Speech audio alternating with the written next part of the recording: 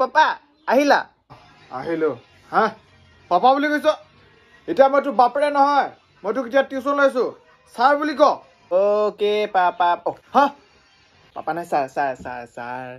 sir বুলি ক কালি মই তহঁতে দুটাক পাঠা গছৰ 70 গ্ৰাম মুখস্থ কৰি আনিব দিছিলো নহয় কৰিলি নাই হয় ছাৰ মুখস্থ কৰি আনিছোঁ ছাৰ কৰিলি যদি বহি লিখি পিনি সোনকালে মোক দে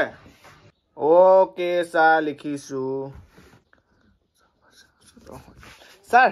পাঠা গছৰ গোটেইকেইটা সূত্ৰ হৈ গ'ল ছাৰ এটা ছাৰ এটা গুড বয় বেটা গুড বয় বহিখন দিয়া শিককে পাই ইয়াৰ পৰা দেখা নাই নেকি ইমান ধুনীয়াকৈ মুখস্থ কৰি লিখি দিছে খাই খাই ডালোৱা হৈছে অকল মুখস্থ কৰ সোনকালে লিখ সোনকালে লোকৰ পুতে কোন কাপ আহিছে অকণমান দেখা না দেখা কেলে ঠেলি আছো লিখ না নিজে লিখ লিখ কি কৈছে নিজে লিখ কেলা দেখা না এইটোতো গ'ল আজি ছাৰ মই যাওঁ দে ছাৰ নহয় পাপা বাপেৰ আগত বেয়া কথা নহয় নহয় নহয় পাপা মুখৰ পৰা লাগে নহয় পাপা মুখৰ পৰা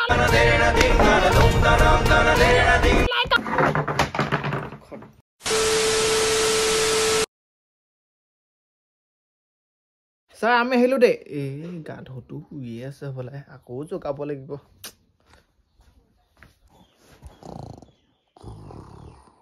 ছাৰ ছাৰ ছাৰ আহিলো ছাৰ উঠক উঠক কোন ভাই তহঁত কেইটা আহিলিয়ে নেকি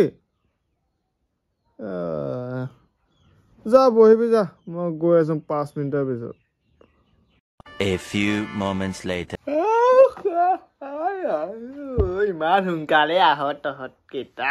শুবলৈ ভাল চিনি দিয়া দে বহি উলিয়া ঐ কি খাইছ তই চুইং গাম দে মোকো এটা দে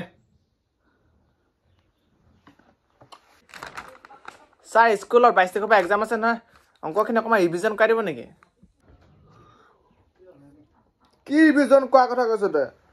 তই যোনখন স্কুলত পঢ় সেইখন স্কুলতচোন মই মাষ্টাৰ মইচোন প্ৰশ্ন পেপাৰ কাটিম প্ৰশ্ন পেপাৰ কটা হৈ গ'লে মই তোক কৈছো নাই এসপ্তাহ আগত দি দিম যদি প্ৰশ্নটো কিবা টান দেখ মোক নুসুধিবি ইউটিউবৰ পৰা চাই ল'বি যদি এক্সামত যদি কিবা এটা টান পাওঁ মোক নুসুধিবি বেলেগ চাহ বাইদেউ সুধিবি নহ'লে ইউটিউবৰ পৰা চাই ল'বি মই মোবাইলটো দি দিম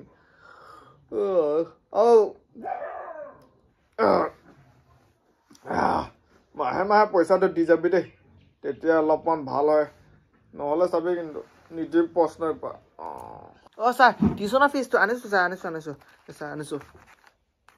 লওক লওক মই দুটাই পইচা দিব নালাগে তোৰ বাপেৰ ৱাইন শ্বপ আছে নহয় মই ৰাতি ৰাতি চলি যায় তোৰ বাপেৰে ফ্ৰীকে দিয়ে টিউচন লোৱাৰ কাৰণে তই পইচা চইচা দিব নালাগে তই কিন্তু মোৰ ওচৰত টিউচন ল'বৰ কাৰণে আহি থাক ধুনীয়াকৈ আৰু কুৱেশ্যন পেপাৰো তোক দি দিম গম পালি নহয় তই পইচা দিব নালাগে তই অকল আৰামছে আহি থাক দেই বাপেৰ লগত চলি থাকে নহয় এইটো তই পইচা দিব নালাগে আৰু বেটা যোৱাবাৰ মোৰ পেপাৰখনত কেই নম্বৰ পাইছিলি হয় ছাৰ যোৱাবাৰ আপোনাৰ পেপাৰখনত ছাৰ 100 পাইছিলোঁ ছাৰ কথা এটাতো সুধ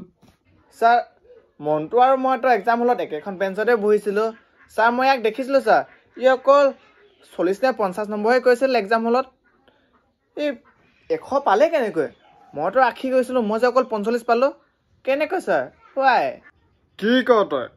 তোৰ বাপেৰে গাহৰি নেকাটে জানো সেইদিনাখন তোৰ বাপেৰৰ ওচৰলৈ গ'লো 1 কেজি মাংস ল'লোঁ অলপ মানুহ বেছি নিদিলে 1 গ্ৰামো বেছিকৈ নিদিলে তোক কেনেকৈ মই নাম্বাৰ বেছি দিওঁ কচোন হে ইয়াৰ বাপেৰে মোক সদায় কাম চলাবলৈ দিয়ে নহয় এইটো ফ্ৰীকৈ তোৰ বাপেৰে যদি কিবা এটা দিয়ে তোকো নাম্বাৰটো বঢ়াই দিব পাৰি ইয়াক 100হে দিছোঁ পাৰিলে মই ইয়াক 110 দি দিব পাৰোঁ তোৰ বাপেৰেতো 1 গ্ৰামো বেছিকৈ নিয়ে তোকতো ফেইলে কৰাব লাগে ছাৰ আপোনাৰ কাৰণে যদি আমাৰ দোকানত গাহৰি ফ্ৰী কৰি দিওঁ মই এক্সামত কেই নম্বৰ পাম ফ্ৰী গাহৰি তোৰ বাপেৰে যদি ফ্ৰীকৈ গাহৰি দিয়ে তই এক্সামত একো নিলিখিল তই 100 নম্বৰ পাই যাবি ডাইৰেক্ট কথা সঁচাকে ফ্ৰীকে দিব তো যদি ফ্ৰীকে দিয়ে ডাইৰেক্ট একো লিখিবই না তাই কৈছ নে আৰামছে তই পাছ বোকা কাজ কৰি দিবি ডাইৰেক্ট পাছে তই 100 ডাইৰেক্ট 100 পাবি তই কি কয় ছাৰ আপুনি নহ'লে আমাৰ দোকানত যাব আপোনাৰ কাৰণে পুৰা গাহৰি ফ্ৰী যেতিয়া যে তেতিয়া গাহৰি ফ্ৰী পাব আপুনি দেই ছাৰ আহিব কিন্তু নাম্বাৰটো 100 দিব কিন্তু দেই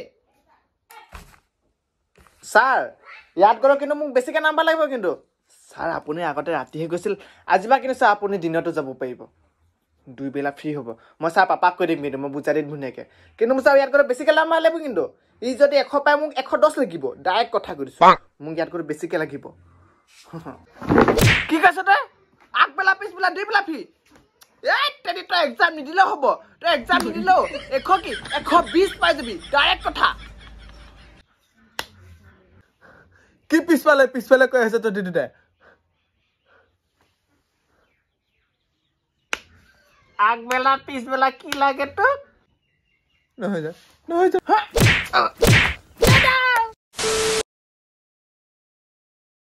ছাৰক কিন্তু ভালে লাগে কিন্তু অলপমান খঙাল আছে ন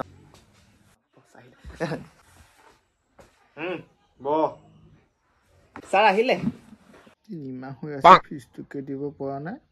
ছাৰ আহিছে বুলিকে সুধিব আহিছোঁ ৰঞ্জি দি আছোঁ তোক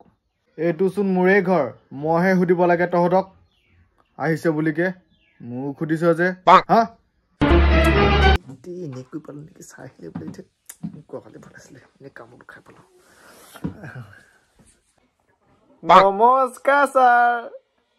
আহিলো দেই টিউচন ল'বলৈ শিক কিবা ইয়াৰ পৰা একো এডাল নেজান ফিজটোতো দিব নেজানো সন্মানো দিব নেজানো হা বাদ দে দিয়া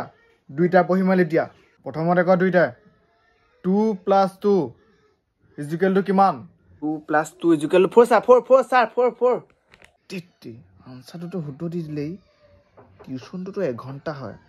গোটেইখিনি আনচাৰ যদি ৰাইট এনেকৈ যদি দি যায় মইতো বহুত পঢ়াব লাগিব ৰ কিবা এটা টেনশ্যন ল'ব লাগিব ৰ 2 + 2 × 2 + 2 2 4 6 7 ছাৰ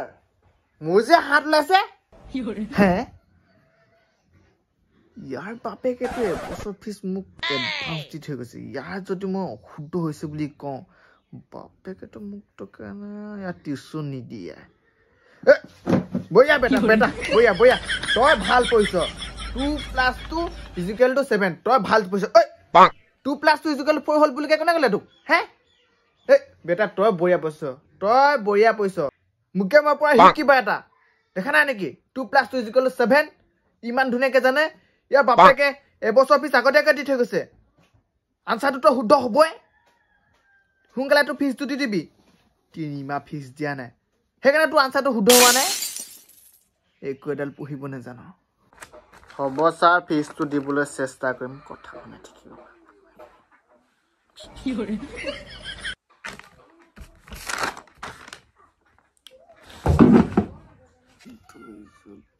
ছাৰ ই যে বিচনাত শুই পঢ়ি আছে চাওক কৈছো ছাৰ হা ই এবছৰ ফিজ আগতীয়াকৈ দি থৈ গৈছে ই বিচনাত শুব পাইছে তোৰ ফিজ যে আগতীয়াকৈ তই শুব পাবি তই 3 মাহৰ ফিজ দিয়া নাই তোক তই মাটিত বহাব লাগে তোক তই বেঞ্চত বহাইছ সিমানখিনিতে সুখী থাক তই বেটা কিবা এটা লাগিব তোক চাহ কফি মেগী ক'ল্ড ড্ৰিংক কিবা এটা লাগিব বেটা ছাৰ কফি একাপ খোৱা হ'লে ভাল লাগিল হয় কেনেকুৱা মহা কামৰ এটাৰ লগত যে টিউচন লৈ পেলাওঁ নলওঁ দেই এইটো মাহৰ পৰা পইচাও নিদিওঁ 2 + 2 = 7 10 + 10 = 12 ছাৰ আপুনি কান্দিছে যে কেলে বেচেৰি জেঠাইজনীয়ে হাঁহৰ মাংস খাম বুলি কৈ খাব নেপালে যোৱাকালি ঢুকাই থাকিল কিয় ছাৰ হাঁহ বেছি নেপালে নেকি হাঁহটো পাইছিলোঁ কিন্তু মোৰ হাতত পইচা নাই তই যিহেতু টিউচনৰ ফিজ দিয়া নাই ছাৰ মোক আগতে কোৱা হ'লে হয় এসপ্তাহ আগতে আমাৰ হাঁহ এটা মাৰিছিল তাকে পেটত ঠেংখিনি থাকি গৈছিল কোৱা হ'লে আপোনাৰ জেঠা কাৰণে লৈ আনিলোহেঁতেন নহয় আগত নক'লে গ ছাৰ নহয় ছাৰ নহয় ছাৰ চাই মুখৰ পৰা এনে লাগে